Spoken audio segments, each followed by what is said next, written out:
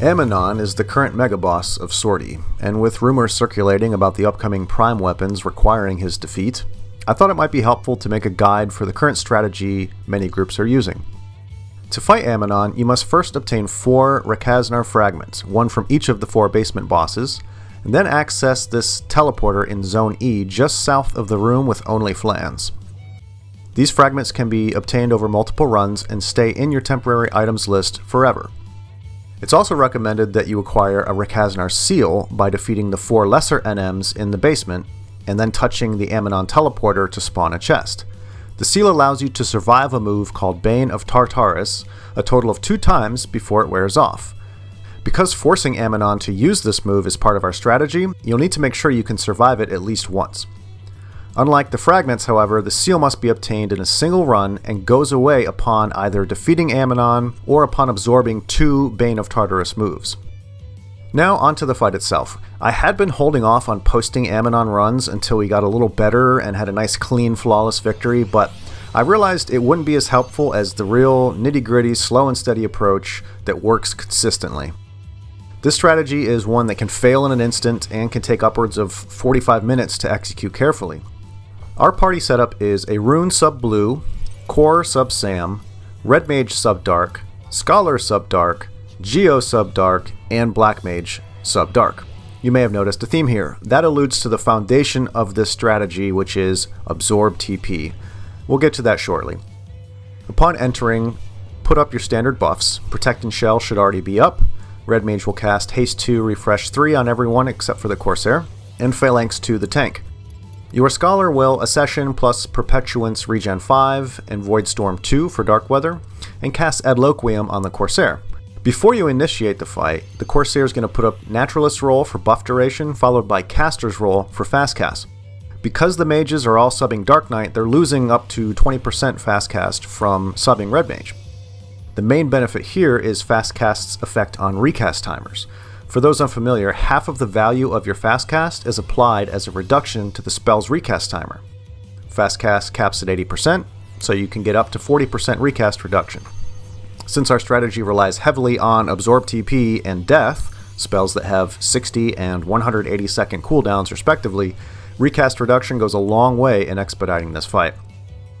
When Aminon is first engaged, he's in a unique state where he doesn't have any elemental strengths or weaknesses, so our first step is to feed a little TP intentionally by spamming tier 1 nukes so that he uses a TP move and enters an elemental mode where he starts popping fetters.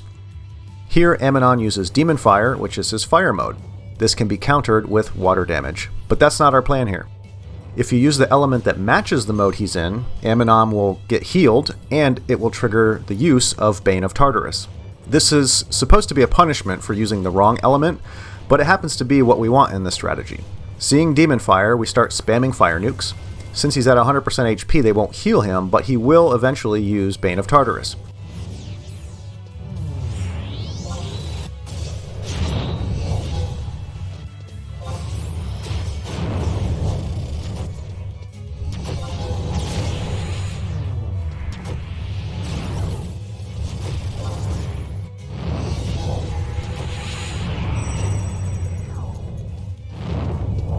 After seeing Bane, Aminon is now weak to dark damage and doesn't pop any fetters, so this is where we need him to stay for the entire fight.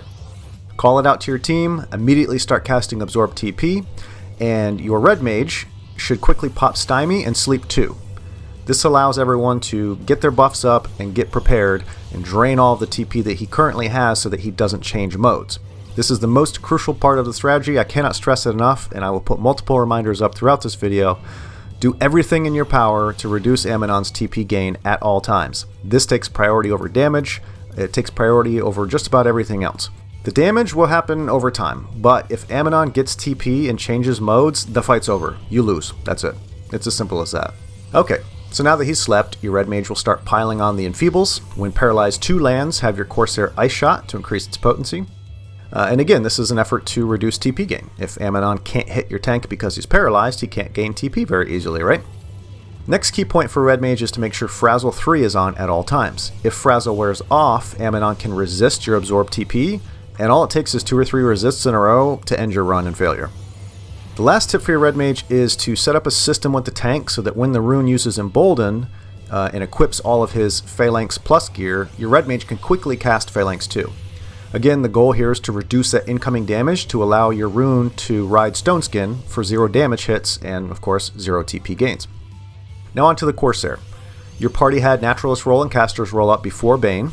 With Aminon slept, you need to immediately put up Monk's roll for Subtle Blow. We didn't want it at first because we were trying to feed TP, but now that he's in the mode we need him in, put up Monk's roll for Subtle Blow. If your Corsair has a roll Rostam, your Subtle Blow boost is plus 32, meaning you only need a lucky 3 or an 8 or higher to cap Subtle Blow at 50%. Use the chart on BG Wiki to figure out what roll you need to reach 50% Subtle Blow based on the gear you have. Now, you and your mages will all have Caster's roll and Monk's roll up. Now you, as the Corsair, need to move away from your party and cast Tactician's roll on yourself. The tricky part for the Corsair is closing darkness skill chains with either Leaden Salute or Wildfire without being allowed to TP on the mob. So you'll rely on Regain, Quick Draw, and the occasional Meditate to achieve this. For the Scholar, your job is to focus on making Distortion skill chains, but only when your Corsair has enough TP to close darkness and your Black Mage Death spell is off cooldown. During this period, you can pop Tabula Rasa, get up in Brava, reset your gem count if needed. But in this strategy, Tabula Rasa doesn't have its usual utility of, zerging and going quickly and rapid fire skill chains because you're reliant upon your Corsair's TP and your Black Mage's recast timer, but it does allow you to reapply all your light arts buffs with Perpetuance. You can put up Climaform if you choose, stack Ebullience on your Noctohelix to get high above that 10k damage threshold. So it has its uses, but just because you can spam doesn't mean you should spam. Now is a good time to remind everyone that if you can cast Absorb TP, you should be casting Absorb TP every time it comes off cooldown. It needs to be ingrained in your casting cadence. With a dedicated set that min-maxes Cap Taste to 26%, 80% fast cast, assuming caster's roll, so there's 10 to 20% wiggle room there, and high magic accuracy and dark magic skill, you can get a 10-second cooldown with very few resists. This is your priority as a group. Build a specific set for it. It'll be worth it, trust me. Okay, on to Geo. Cast your bubbles and cast Absorb TP every time it's off cooldown. Our Geo does a good job too of staying on top of the roll timers. For instance, your Corsair doesn't have caster's roll up, so he doesn't know how much time is left on it, so it can be useful to sort of fill him in every now and then. But yeah, I don't really know Geo stuff, so that's about all the advice I can give. Now for the Black Mage. There'll obviously be a lot more detail in this section because, well, I'm a Black Mage. But also, this is where all of your damage comes from, and if you don't have a Black Mage who's on top of things, you're not going to succeed at this. My keys to success are, number 1, make a recast macro for death cooldown so that your Scholar knows when to start the next skill chain. They're clear to begin Distortion when you have about 8 seconds left on your cooldown. Number 2, eat a Tropical Crate for magic accuracy. They last 30 minutes, so keep an eye on it when you go about 30 minutes into this fight to pop a fresh one. Use a Hyrule Razor just in case. Keep Panaceas and a Panacea macro nearby just in case you step too close to a Fetter at any point because the DOT does like 300 damage a tick, so it can eat away at your HP pretty quickly. Of course, bring your Vile Elixir and Vile Elixir +1 in case you run into any MP issues, and it's not a bad idea to have some high elixirs on hand in case you get really desperate, but the length of time it takes to use them and the cooldown it creates before you can act is atrocious, so it's really just for if you're in a pinch. Tip number 3, and this is very important, use a staff. I use how the f do you say that? I use a Virjalmir because it has 50% fast cast in one slot, massive MP boosts, boost to Merker, so it's indispensable for any death-based strategy or non-red mage sub-job situation, and this happens to be both, so for me it's a no-brainer. However, not a lot of people have a Virjalmir, and if you don't, you should probably be using an Impaka's staff or some other kind of staff, but the ability to Merker is non-negotiable. Yes, you can land some fat Asper 3 magic bursts that fully replenish your MP, but Aminon has a surprisingly small MP pool and he doesn't have refresh. So if you rely solely on Asper, you'll be doing great for about 50% of the run, and then he runs out of MP and you have nowhere to refill your MP. So instead, try to maximize Merker as often as possible, essentially anything over 1750 TP if you use your Earring, and utilize non-Magic Burst Asper 1s here and there to bleed out 200 MP at a time as needed instead of 2000 MP at a time.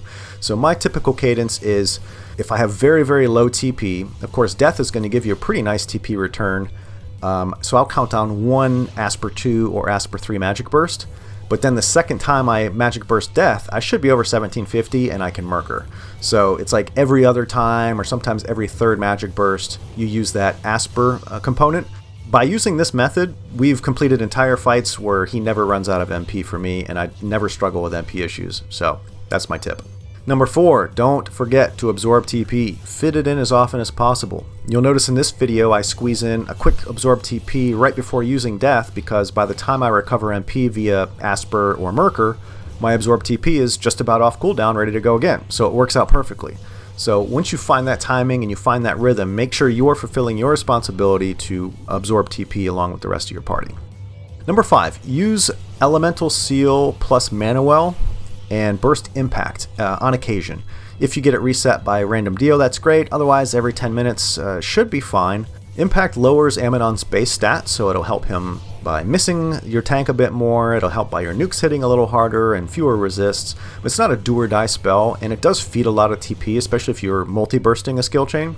So proceed with caution. I always warn the rest of my party that I'm going to reapply Impact, because if I'm using Mana Well, I can Impact and then immediately cast Death.